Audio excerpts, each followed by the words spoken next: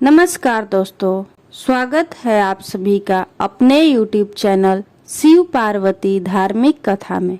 दोस्तों, सावन मास के शुक्ल पक्ष में पड़ने वाली एकादशी को पुत्रदा एकादशी के नाम से जाना जाता है। पुत्रदा एकादशी का विशिष्ट महत्व है। इस व्रत के नाम के अनुसार ही इसका फल है। यह व्रत बहुत ही शुभ फलदायक होता है, इसलिए संतान प्राप्ति के इच्छुक भक्तों को यह व्रत अवश्य रखना चाहिए, जिससे कि उन्हें मनोवांछित फल की प्राप्ति हो सके। तो आइए सुनते हैं श्रावण पुत्रदा एकादशी की व्रत कथा। एक बार धर्मराज युधिष्ठिर ने भगवान श्री कृष्ण से श्रावण मास के शुक्ल पक्ष की एकादशी के महत्व और उसकी कथा के बारे में बताने का निवेदन किया। तब भगवान श्री कृष्ण ने कहा कि सावन के शुक्ल पक्ष की एकादशी श्रावण पुत्रदा एकादशी के नाम से प्रसिद्ध है। आपको श्रावण पुत्रदा एकादशी व्रत की कथा के बारे में बताता हूँ। इसकी कथा इस प्रकार है। इस कथा को सुनने मात्र से ही अनंत यज्ञ का फल मिलता है। द्वापर युग के आरंभ में महिष्मती नाम की एक नगरी थी, जिसमें महिजीत नाम का राजा राज्य करता था।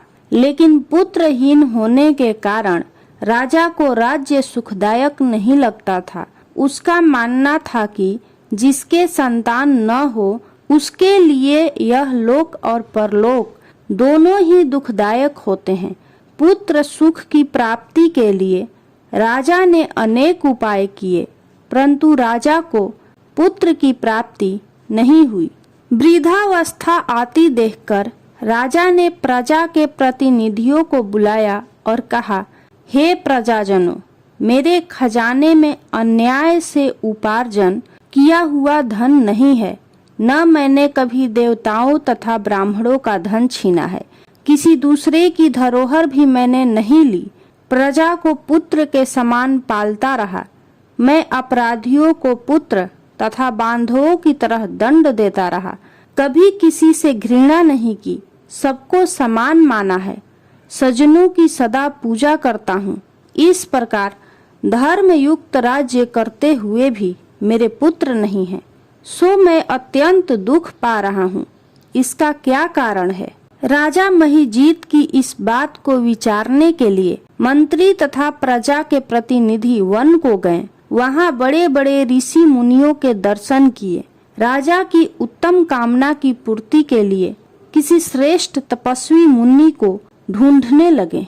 एक आश्रम में उन्होंने एक अत्यंत वयोवृद्ध धर्म के ज्ञाता, बड़े तपस्वी, परमात्मा में मन लगाए हुए, निराहार, जितेंद्रिय, जितात्मा, जीत क्रोध, सनातन धर्म के गूढ़ तत्वों को जानने वाले, समस्त शास्त्रों के ज्ञाता महात्मा लोमस मुनि को देखा। सबने जाकर ऋषि को प्रणाम किया। उन लोगों को देखकर मुनि ने पूछा कि आप लोग किस कारण से आए हैं?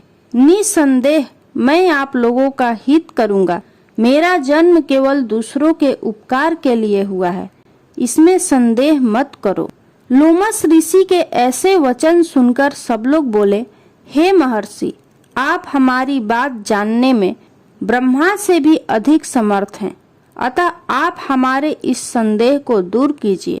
महिष्मती पुरी का धर्मात्मा राजा महिजीत प्रजा का पुत्र के समान पालन करता है, फिर भी वह पुत्रहीन होने के कारण दुखी है। उन लोगों ने आगे कहा कि हम लोग उसकी प्रजा हैं, अतः उसके दुख से हम भी दुखी हैं। आपके दर्शन से हमें पूर्ण विश्वास है कि हमारा यह संकट अवश्य दूर हो जाएगा, क्योंकि महान पुरुषों के दर्शन मात्र से अनेक कष्ट दूर हो जाते हैं। अब आप कृपा करके राजा के पुत्र होने का उपाय बतलाएं। यह सुनकर ऋषि ने थोड़ी देर के लिए नेत्र बंद किए और राजा के पूर्व जन्म का वृतांत जानकर कहने लगे कि यह राजा पूर्व जन्म में एक निर्धन वैश्य था। निर्धन होने के कारण इसने कई बुरे कर्म किए। यह एक गांव से दूसरे गांव व्यापार करने जाया करता था। एक समय ज्येष्ठ माह के शुक्ल पक्ष की द्वादशी के दिन मध्याह्न के समय वह एक जलाशय पर जल पीने गया। वह 2 दिन से भूखा प्यासा था। उसी जलाशय पर एक प्यासी गर्भवती गाय जल पी रही थी। राजा ने उस प्यासी गाय को वहां से भगा दिया और स्वयं जल पीने लगा। इसीलिए राजा को यह दुख सहना पड़ा।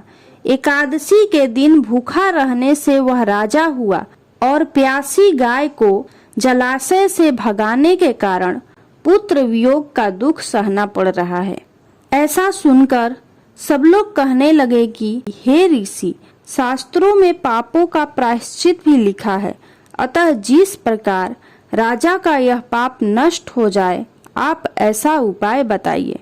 लोमस मुनि कहने लगे कि श्रावण शुक्ल पक्ष की एकादशी को, जिसे पुत्रदा एकादशी भी कहते हैं, तुम सब लोग व्रत करो और रात्रि को जागरण करो, तो इससे राजा का यह पूर्व जन्म का पाप अवश्य नष्ट हो जाएगा।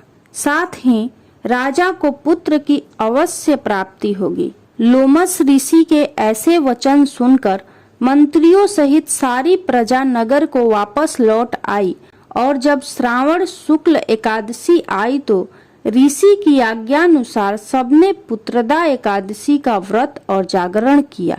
इसके पश्चात द्वादशी के दिन इसके पुण्य का फल राजा को दिया गया। उस पुण्य के प्रभाव से रानी ने गर्भ धारण किया और प्रसव काल समाप्त होने पर उसने एक बड़ा तेजस्वी पुत्र को जन्म दिया। इसलिए हे राजन, इस श्रावण शुक्ल एकादशी का नाम पुत्रदा एकादशी पड़ा।